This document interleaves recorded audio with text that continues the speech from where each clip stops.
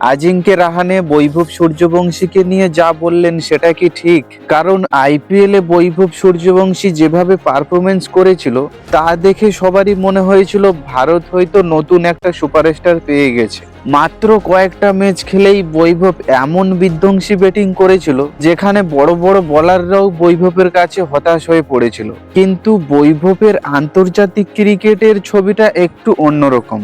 ইংল্যান্ডের বিরুদ্ধে সিরিজে বৈভবকে দেখে মনে হচ্ছিল যে তাকে এখনো অনেক কিছু শিখতে হবে।